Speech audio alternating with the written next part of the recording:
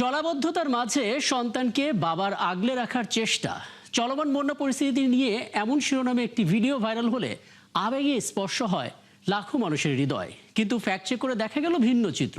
সেটা 2024 সালের ভিন্ন ঘটনা একটি ভিডিও, যেটাকে ছড়িয়ে দেওয়া হয়েছে সাম্প্রতিক দাবিতে। শুধু তাই না, এর মাঝে আবার আরাক পানির স্রোতে আরেকটি শিশুকে উদ্ধারের ঘটনা ছড়িয়ে পড়েছে। পরবর্তীতে দেখা গেল এটা চাঁদপুরের 3 নদীর মোহনার এক শিশুকে উদ্ধারের পুরনো ভিডিও। একই সঙ্গে চলমান যে বন্যা পরিস্থিতি, সেটা নিয়ে হাসনাত আব্দুল্লাহর মন্তব্যের দাবিতে কিছু বিভ্রান্তিও ছড়াচ্ছে। চলুন দর্শক, শুরুতে আমরা কিছু ফ্যাক্ট চেক দেখে নিই, তারপর আলাপে যাব। চলমান বন্যা পরিস্থিতির মধ্যে জলাবদ্ধ এলাকায় সন্তানকে আগলে রাখার দৃশ্যের দাবিতে একটি ভিডিও গণমাধ্যম ও সামাজিক যোগাযোগ মাধ্যমে ভাইরাল হয়। এমন ঘটনায় আবেগাপ্লুত হয়ে প্রতিক্রিয়া জানায় অনেকেই। পাশাপাশি সাধারণ মানুষের মাঝে আতঙ্কও ছড়িয়ে পড়ে। তবে রিউমার স্ক্যানার টিমের অনুসন্ধানে দেখা যায় এটি সাম্প্রতিক বন্যার নয়, 2024 সালে ভিন্ন ঘটনায় ধারণ করা পুরনো ভিডিও। একই শিশুকে নিয়ে 2024 সালের আরও একটি ভিডিও পাওয়া গেছে, যা ভিডিওটির পুরনো হওয়ার বিষয়টি নিশ্চিত করে। একইভাবে চলমান বন্যায় পানির স্রোত থেকে এক শিশুকে উদ্ধারের দাবিতে আরেকটি ভিডিও সামাজিক যোগাযোগ মাধ্যমে বিভ্রান্তি ছড়ায়। অনুসন্ধানে দেখা যায় এটি সাম্প্রতিক কোনো বন্যার নয়, অন্তত 2021 সাল থেকে ইন্টারনেটে থাকা চাঁদপুরের 3 নদীর মোহনায় এক শিশুকে উদ্ধারের পুরনো ভিডিও। একই ভিডিও 2024 সালের বন্যার সময়ও নতুন ঘটনার দাবিতে ভাইরাল হয়েছিল। আবার চট্টগ্রামের পাশখালীর বন্যার দৃশ্যের দাবিতে একটি ছবি সামাজিক যোগাযোগ মাধ্যমে ব্যাপকভাবে ছড়িয়ে পড়ে, কিন্তু যাচাই করে দেখা যায় এটি বাস্তব কোনো বন্যার ছবি নয়, কৃত্রিম বুদ্ধিমত্তা দিয়ে তৈরি একটি ভিডিও থেকে নেওয়া স্ক্রিনশট। মূল ভিডিওটিতে এআই নির্মিত কন্টেন্টের চিহ্ন ছিল এবং বিশ্লেষণেও এটি প্রায় শতভাগ এআই দিয়ে তৈরি হওয়ার প্রমাণ মেলে। গুজব এখানেই শেষ নয়, আরও আছে। চলমান বন্যা নিয়ে হাসনাত আব্দুল্লাহ নাকি বলেছেন ত্রাণের 1 টাকাও 9-6 হবে না, প্রতিটি টাকার হিসাব রাখা হবে। এমন একটি মন্তব্য সামাজিক যোগাযোগ মাধ্যমে ব্যাপকভাবে আলোচনায় আসে, কিন্তু হাসনাত আব্দুল্লাহ এমন কোনো মন্তব্যই করেননি। বরং বন্যা কবলিত এলাকা পরিদর্শনে গিয়ে তিনি দুর্গত মানুষের পাশে থাকার কথাই বলেছেন। একটি স্যাটায়ার পেজের ব্যঙ্গাত্মক পোস্টকে সত্য দাবি করে প্রচার করলে কোনো তথ্য প্রমাণ ছাড়াই মন্তব্যটি ছড়িয়ে পড়ে। দর্শক, আজকের অপতথ্যগুলো যাচাই করতে গিয়ে দেখা গেল চলমান বন্যা পরিস্থিতিকে কেন্দ্র করে সামাজিক যোগাযোগ মাধ্যমে ধারাবাহিকভাবে প্রচার করা হচ্ছে নানা গুজব। যথারীতি ভিউ বাড়ানোর অপচেষ্টায় ছড়ানো হচ্ছে অধিকাংশ গুজব। নানান অভিনব কৌশলে ছড়ানো এসব গুজবের ফাঁদে না পড়তে সচেতন থাকার পরামর্শ বিশ্লেষকদের। সায়ক দাস, 71। আমরা প্রতিবেদনটা দেখে নিলাম। এ পর্যায়ে সরাসরি আলাপে চলে যেতে চাই। আগে জানিয়েছি আমাদের সঙ্গে আছেন দৈনিক ইনকিলাবের সহকারী সম্পাদক সিনিয়র সাংবাদিক মেহেদী হাসান পলাশ। মেহেদী হাসান পলাশ, আপনাকে আমন্ত্রণ জানাচ্ছি, কৃতজ্ঞতা আমাকে সময়টা দেওয়ার জন্য। এবং আমরা আসলে অপতথ্য নিয়ে যখন ফ্যাক্ট চেক করি, তখন সাধারণত দেখা যায় দেশকে অস্থিতিশীল করা কিংবা তার পেছনে কোনো রাজনৈতিক উদ্দেশ্য থাকে, এমন একটা গন্ধ আমরা পাই। কিন্তু এবার দেখা যাচ্ছে মানুষের আবেগ এবং আতঙ্ক, এই দুটো জিনিসকে একই সাথে ভিউ বাণিজ্যের মধ্যে ব্যবহার করা হচ্ছে। আপনার বিশ্লেষণ আসলে কি বলে, মোটিভটা কি? ধন্যবাদ আপনাকে এবং 71 টিভিকে আমাকে সংযুক্ত করার জন্য, এবং যারা দেখছেন সবাইকে আসসালামু আলাইকুম। দেখেন, অত্যন্ত গুরুত্বপূর্ণ একটা তথ্য আপনি আজকে তুলেছেন। আমরা যারা গত কয়েকদিন যাবৎ এই বন্যার অসংখ্য ঘটনা নিয়ে আমাদের সোশ্যাল মিডিয়ায় আমরা মানে বিভিন্ন তথ্য পাচ্ছি, দেখছি, ইভেন এমন সময়ে এমন অনেক ভিডিও এবং ছবি পাই যেগুলো আমরা নিজেরাও মানে সাদা চোখে নিশ্চিত হতে পারি না এটা সঠিক নাকি ফেক অথবা এআই দিয়ে তৈরি করা। এই যে এখন এআই নামে একটা টেকনোলজি আমাদের মাঝে এসেছে, এবং এটা দিয়ে আপনি যদি ভালো প্রম্পট তৈরি করতে পারেন এবং সেটা দিয়ে আপনি এত ভালো ভিডিও বা ছবি নির্মাণ করতে পারবেন যেটা আসলে সাদা চোখে এটার সত্যতা যাচাই করা বা এটা খুব কঠিন। এখন প্রশ্নটা হচ্ছে, আপনি বললেন ভিউ কামানো, এটা একটা দিক, নিশ্চয়ই কিছু মানুষ ভিউ কামাচ্ছে, আবার এটার পেছনে একটা রাজনৈতিক দিকও আছে, সেটাও খুব গুরুত্বপূর্ণ ব্যাপার। আপনি দেখেন যে সমস্ত আইডি গুলো দিয়ে এই সমস্ত মানে ফেক ভিডিও, এআই এগুলো তৈরি করা হচ্ছে, সে সমস্ত আইডি গুলোর ক্যারেক্টার গুলো আপনি মানে একটু বিশ্লেষণ করলে দেখতে পাবেন সেগুলো সবই একটি বা কয়েকটি বিশেষ রাজনৈতিক আদর্শের ভিন্ন ভিন্ন রাজনৈতিক আদর্শের প্রচারের আইডি, যার উদ্দেশ্য হলো সরকারকে ব্যর্থ দেখানো, যে বন্যা মোকাবেলায় সরকার ব্যর্থ। এবং আমি সেই সাথে আরেকটা কথাও যুক্ত করি, আপনি জানেন যে সম্প্রতি মানে সাবেক প্রধানমন্ত্রী শৈরিনী শেখ হাসিনা, যিনি ভারতে পালিয়ে আছেন, তিনি রয়টার্সকে একটা সাক্ষাৎকারে বলেছেন যে তিনি ডিসেম্বরেই দেশে ফিরবেন যে কোনো মূল্যে। এবং এর পরবর্তীকালে আমরা দেখতে পাচ্ছি সোশ্যাল মিডিয়ায় আওয়ামী লীগের যে সমস্ত সমর্থক বাংলাদেশে রয়েছে, দেশে এবং দেশের বাইরে রয়েছে, তারা অনেক বেশি উৎসাহিত, উজ্জীবিত এবং মানে উদ্বেলিত হয়েছে। ফলে তারা তাদের এই আশার প্রেক্ষাপটটা তৈরি করার জন্য, জায়েজ করার জন্য তারা কিন্তু এটা বিপুল উৎসাহে আগের থেকে বেশি ফেক ভিডিও এবং সরকারকে ব্যর্থ প্রমাণ করার জন্য, সরকারকে বিতর্কিত করার জন্য তারা কিন্তু এই বুঝলাম। তথ্যগুলো ছড়িয়ে দিচ্ছে। এখানে একটা পরিষ্কার রাজনৈতিক যে মোটিভেশন রয়েছে সেটা বোঝা যাচ্ছে। কিন্তু দেখুন, কিছু কিছু ঘটনা ঘটে যেগুলো ভাইরাল হয়, এবং সেই ভাইরাল হওয়ার পর যখন ফ্যাক্ট চেক করি, অপতথ্য হিসেবে প্রমাণিত হয়, তখন আমরা বিভ্রান্ত হই যে এটার পেছনে রাজনৈতিক উদ্দেশ্য কিভাবে থাকবে। ধরুন, ভূমিকম্প হলো, ভেনেজুয়েলায় ভূমিকম্প, বলা হলো রাজনীতিতে ভূমিকম্প হতে যাচ্ছে, পুরনো ছবিগুলোকে জড়ো করে ভিডিও করে সেটা ছড়িয়ে দেওয়া হচ্ছে। এর পেছনে আসলে রাজনৈতিক উদ্দেশ্য কি থাকবে? না, রাজনৈতিক উদ্দেশ্য ওটাই যে সরকার ব্যর্থ, যে এই ধরনের ঘটনা ঘটেছে, এই ধরনের ধ্বংসস্তূপ হয়েছে, এই ধরনের সরকারের উদ্ধার তৎপরতা সরকারের যথেষ্ট হয়নি, সরকারের প্রস্তুতি যথেষ্ট ছিল না, ড্রেনেজ সিস্টেম বা এই বিষয়গুলোই আসলে রাজনৈতিক বিষয়। এবং ভিউ কামানো এটা তো একটা আমাদের কমন ফেনোমেনন আজকের মানে যুগে, কিন্তু এটার পেছনে আরো একটা গোষ্ঠী, শুধু যদি আমরা ভিউ কামানোর বিষয়টাতে দেখি তাহলে আমরা কিন্তু মানে ভুল করব। এর পিছনে অবশ্যই একটা বড় অংশ, ছোট না, একটা বড় অংশ রাজনৈতিক উদ্দেশ্য বা রাজনৈতিক মোটিভেশন এখানে রয়েছে।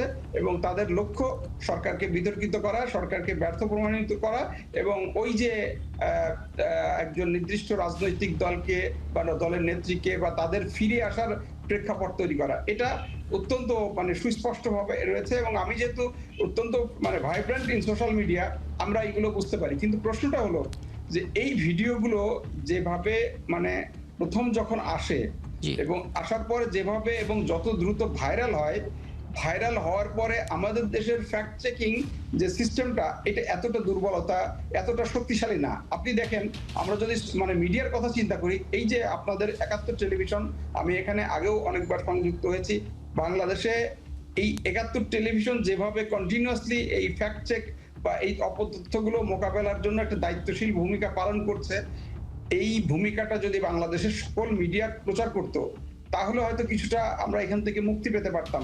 কিন্তু বাংলাদেশের দুঃখজনকভাবে বাংলাদেশের অধিকাংশ মিডিয়া, বলতে পারেন ৯০% মিডিয়াতে এই ধরনের কোন মেকানিজম আমরা মেইনলি তিনটা জিনিস কখনো দেখি না। ইনফ্যাক্ট এই সময়টাতে দেখতে পাচ্ছি না। প্রথমত হচ্ছে দেশের সকল মিডিয়া একসাথে এরকম ফ্যাক্ট চেকের আয়োজন করছে। দ্বিতীয় বিষয় হচ্ছে সরকারের পক্ষ থেকেও আসলে আমরা নিয়মিত বড় আকারে কোনো প্রচারণা দেখি না। এবং ৩ নম্বর বিষয়টা সবচাইতে ভয়ঙ্কর, সেটা হচ্ছে একজনকে আমরা শাস্তি পেতে দেখিনি, কাউকে আমরা হাতে হাত করে দেখি না। আপনার মনে হয় কিনা এগুলো আসলে পরবর্তী গুজবকে বাড়িয়ে দেয়? খুবই গুরুত্বপূর্ণ একটা কথা বলেছেন। দেখেন, সরকার এই মানে এই সিস্টেমের পরে বা আমাদের বা আপনাদের এই মানে মিডিয়া মানে গণমাধ্যমগুলোর কিছু সমালোচনার পরে কিছু কিছু জায়গায় সরকার ফ্যাক্ট চেকের মতো কিছু একটা পোস্ট ক্রিয়েট করে আপনার সেখানে একজন করে ফ্যাক্ট চেকাররা দিয়েছেন। কিন্তু ওই যে যেটা হয় যে সরকারি চাকরি, তাদের কাছে সরকারি চাকরি আছে, ঠিক আছে, মাসে দিনে একটা দুটো বা সপ্তাহে একটা দুটো ৪টা ৫টা করে তারা তাদের চাকরিটা রক্ষা করছে। কিন্তু যেখানে প্রতিদিন অসংখ্য আপনার এই ধরনের ঘটনা ঘটছে, সেখানে আপনি ওই একটা দুটো প্রতিষ্ঠানে আপনি একজন দুইজন ফ্যাক্ট চেকার বসিয়ে আপনি সেই মোকাবেলাটা আপনি করতে পারবেন না। আমাদের মানে এই ব্যাপারে আমাদের এই একটা ব্যাপার। আরেকটা ব্যাপার কি, আমরা হয়তো সেন্ট্রালি বা খুব বেশি যেটা ভাইরাল হচ্ছে সেটা আমরা কভার করছি, কিন্তু আমাদের জেলা পর্যায়ে, আমাদের উপজেলা পর্যায়ে বা বিভাগীয় পর্যায়ে যে সমস্ত মানে এই ধরনের অপতথ্যগুলো প্রচার হচ্ছে, বা মানে ছড়িয়ে দেওয়া হচ্ছে, সেইগুলোর অনেক সেগুলো কিছুই আমাদের কিন্তু চোখ এড়িয়ে যাচ্ছে, গুরুত্ব কম দিচ্ছে। আমাদের আমি চোখ নিশ্চয়ই এড়িয়ে যাচ্ছে। এটা নিয়ে কথা বলবো একটা ছোট্ট বিরতিতে ফিরে এসে। তার আগে একটা প্রশ্ন আপনার কাছ থেকে করে রাখতে চাই।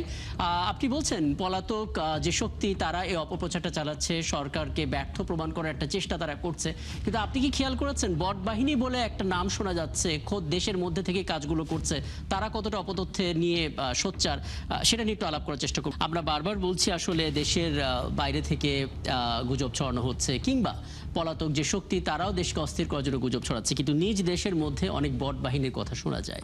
তারা কতটা মাথা ব্যথা তৈরি করছে, আপনার বিশেষ কোনো পর্যবেক্ষণ আছে কিনা? ধন্যবাদ।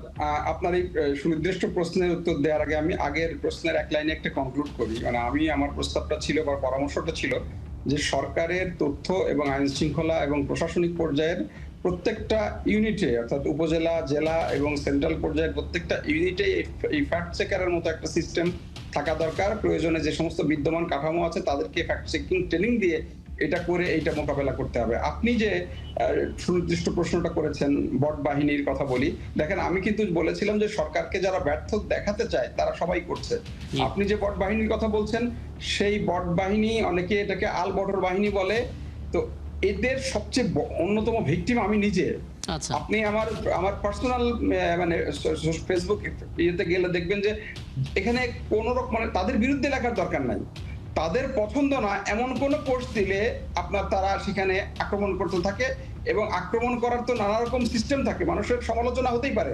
আমি একটা মত দিয়েছি, সেই মতের সমালোচনা, সেই মত দ্বিমত হতে পারে, কিন্তু সেখানে অশ্লীল গালিগালাজ, পার্সোনাল আক্রমণ, এবং আপনি যদি ধরেন সরকারের একটা ভালো কাজের প্রশংসা করে লিখলেন, সেটা আপনি বলতে পারেন যে আপনার এটা ঠিক হয় নাই বা আপনি এটা সরকারকে পক্ষপাতিত্ব করছেন, আপনি নিরপেক্ষ নন, সাংবাদিক তা না। শুরু হয়ে যায় কি, এই যে চাটাচাটি শুরু হয়ে গেছে, কোট আনকোট চাটাচাটি শব্দ, দালালি শব্দ, এই যে শব্দগুলো তারা প্রয়োগ করেছে, অথচ তারা একটি মূল্যবোধের কথা বলে, তারা একটি ইসলামের আদর্শের কথা বলে। তো ইসলামের আদর্শ এবং মূল্যবোধের সাথে এই ধরনের অশ্লীল গালিগালাজ কিভাবে চলতে পারে? আমি এই প্রশ্নটা ওই ইয়েতেই বারবার আমি তাদেরকে প্রশ্ন করেছি যে ভাই, যেখানে ইসলাম বলছে সুন্দর হাসিটাও একটা সাদগা, সেখানে তোমাদের এই ধরনের মানে আচরণ কি করে হতে পারে যদি তোমরা সত্যিকারের ইসলাম পছন্দ করো? তো এইটা মানে খুব নোংরা রকম ভাবে আমি নিজে মানে মানে বট বাহিনী দ্বারা আক্রান্ত, এবং এরা অত্যন্ত অ্যাক্টিভ। তাদের প্রত্যেকের তারা দলীয়ভাবে তারা বলেছে যে প্রত্যেকে 8-10টা করে ফেক আইডি খুলে নাও, ফেক আইডি খুলে নিয়ে প্রচারণা চালাও, এবং তারা এটা করছে। হ্যাঁ, এবং আমরা বিভিন্ন সময় এই খবরও পাই যে আলাদা করে অপতথ্য ছড়ানোর জন্য ইনভেস্ট করা হচ্ছে, অর্থাৎ অপতথ্য রাজনীতির বিপরীতে ব্যবহার হচ্ছে, অপতথ্য আসলে প্রতিপক্ষকে ঘায়েল করার জন্য ব্যবহার হচ্ছে, এবং এই অপতথ্য নিয়ে পরবর্তীতে আবার আলাদা করে রাজনীতিও হচ্ছে। আমরা একেবারে শেষ পর্যায়ে এসে কিছু পরামর্শ নিতে চাই। ইতিমধ্যেই দুটো পরামর্শ আপনি দিয়েছেন, এর বাইরে সরকারের পক্ষ থেকে আর কি থাকতে পারে, কোনো অ্যাকশন প্ল্যান আপনি জানাবেন কিনা? আসলে এই অপতথ্য মোকাবেলার জন্য সবচাইতে বড় যে জিনিসটা, সেটা হলো যে সঠিক তথ্য সবার আগে দেয়া। জি, হ্যাঁ, আপনি যদি সঠিক তথ্যের সরবরাহটা না থাকে, তাহলে সেখানে অপতথ্য ছড়ানো হয়। আমি নিজে যেহেতু চিটাগাং হিল ট্র্যাক্স নিয়ে কাজ করি, সেইখান থেকে দেখতে পাই যে এখানে বিভিন্ন ঘটনার পরে তার সঠিক তথ্য পাওয়াটা অনেক সময় পাওয়া যায় না, অথবা বিলম্বিত হয়। কিন্তু সেই জায়গাতে গিয়ে আপনার এই যে অপতথ্যগুলো দেখা যায় যে খুব দ্রুত, আপনার যখন দেরি হয় তখনই অপতথ্যগুলো ডালপালা ছড়াতে থাকে, তখনই গুজব বিস্তার করতে থাকে। এই জায়গাতে আমাদের আসলে দরকার অত্যন্ত মানে দ্রুততার সাথে আসলে সঠিক তথ্যের সরবরাহটা। সঠিক তথ্য, পর্যাপ্ত তথ্য এবং স্ট্রং তথ্য আমরা যদি সরবরাহ করতে পারি, তাহলে কিন্তু এই জায়গায় আপনার এই অপতথ্যের জায়গাটা অনেক কমে আসবে। অপতথ্য দিয়ে আসলে আপনি কাজ করতে পারবেন না। অর্থাৎ অপতথ্য মোকাবেলার জন্য সবচেয়ে ভালো উপায় হলো সঠিক তথ্য আপনার সবার আগে এবং পর্যাপ্তভাবে এটা প্রচার করা। এটাই আসলে একমাত্র উপায়। চমৎকার। আসলে এটা আসলে আমরা গ্লোবালি এই কথাটা আমরা বলতে শুনি যে যখন আমরা আসলে সঠিক তথ্য প্রচার করতে থাকবো, তখন অপতথ্য নিজে থেকে অকার্যকর হয়ে যাবে। অনেক ধন্যবাদ আমাদেরকে সময়টা দেওয়ার জন্য। সময় থাকলে আলাপটা দীর্ঘ করতাম। মেহেদী হাসান পলাশ, আপনাকে ধন্যবাদ। দর্শক, আমাদের সঙ্গে এতক্ষণ ছিলেন দৈনিক ইনকিলাবের সহকারী সম্পাদক মেহেদী হাসান পলাশ, এবং ফ্যাক্ট চেক নিয়ে এই ছিল আমাদের আজকের আয়োজনে। প্রতিদিন আমরা রিউমার দূর করতে একইভাবে একই সময়ে হাজির হব, এবং কোনো খবর যদি আপনাকে সংশয়ে ফেলে আপনারা তার একটা ছোট্ট স্ক্রিনশট আমাদেরকে মেল করতে পারেন। মিলারে দেখতে পাচ্ছেন fns.71tv@gmail.com অথবা ফেসবুকে যুক্ত হতে পারেন facebook.com/fakenewsscanner এই ঠিকানায়। আমরা সেই তথ্যের ফ্যাক্ট চেক করে আপনাদের জানাবো। কোনো একজন দর্শক চটকদার শিরোনাম দেখলে ক্লিক করবেন না। বিশ্বাস আর প্রতিক্রিয়া জানানোর আগে অবশ্যই ফ্যাক্ট চেক করুন। থাকুন ৭১-এর সাথে।